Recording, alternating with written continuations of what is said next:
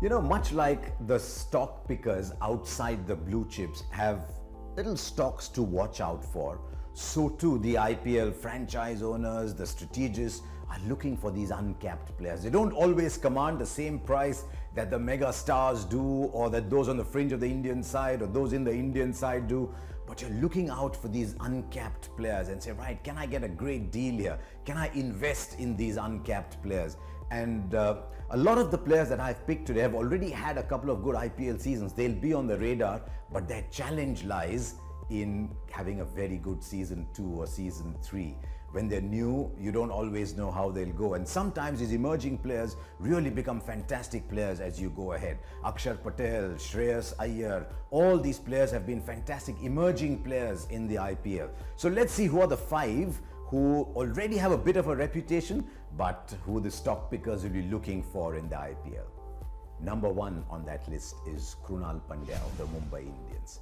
Plays out at Baroda, has had a really good IPL, was a player of the match in the final last year, can bat in the top order, can give you 4 overs, wonderful for the balance of the side, has got a very solid temperament, and I'll be surprised if he doesn't go for a lot of money, but I'll also be surprised if Mumbai Indians don't use a right to match card for Krunal Pandya. The only problem with him is he seems to be injury prone. Between IPLs, I hardly ever spot him. I look at the Ranji Trophy scorecards to see if Krunal Pandya is there, and he's not there. The T20 season surfaces and there he is again. And already he's had a couple of good matches for Baroda. He's batting up at number 3. His overs have been a little expensive. Maybe he's playing on flat decks, but he's starting to deliver 4 overs again. So number 1 on that list is Krunal Pandya.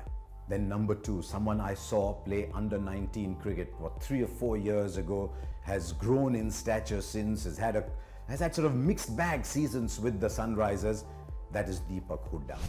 But look what's happened in his life outside. Baroda cricket is always in a bit of turmoil. They started the season with Irfan Pathan as captain, and then when that didn't work, they looked around and they settled on Deepak Hooda. And I think that extra responsibility has worked well for him. He's had a decent Ranji Trophy season. He started the T20 season with a couple of blistering knocks. He's got the great capacity to clear the fence. He got typed a little bit as a slogger in a couple of seasons, I think with the Rajasthan Royals as well, and he's got to rise beyond that. And if I was a stock picker, I'd be looking at Deepak Hooda and giving him a bit of responsibility, saying, you're my number 4 or number 5. You're not just a finisher, but if it comes there, you've got to be able to do that job for me. But I will also demand a couple of overs every game from Deepak Hooda. Out of 5 in an innings once for India under 19. It's an aspect of his cricket that he's letting go, I suspect, but for his future it'll be very important. I'll put him in the camp as soon as the sides are picked, and I'll say, Deepak Hooda, I want you to bowl for me. So that's number 2 on my list, Deepak Hooda. Last year played for the Sunrisers. Number 3 on my list is someone who hasn't had a great IPL so far, but who's always sort of just below the radar. He's had a good Ranji Trophy season. He's picked up 34 wickets. I noticed that for Karnataka, he's batting at number 3. He's already had a really good fiery innings for them in the zonal T20 tournament. I'm talking about Krishnappa Gautam. I also see franchises seeking him to bat at 6 or 7 because he can go and tonk the ball, and he can give you, most days he can give you 4 overs. Also remember that IPL teams are always looking for sort of 6 bowling options and 7-8 batting options. So when you're looking for the balance of your side, something that Krunal Pandya gives, something that Harbhajan used to give, someone like a Karan Sharma does, I think that is a role that's tailor-made for Krishnappa Gautam. He hasn't had a lot of IPL games, but I'll be surprised if he doesn't play much more this year. So he's number 3 on my list. Number 4 on my list is the emerging player of 2017, Basil Thampi. I know the national selectors have him on their radar.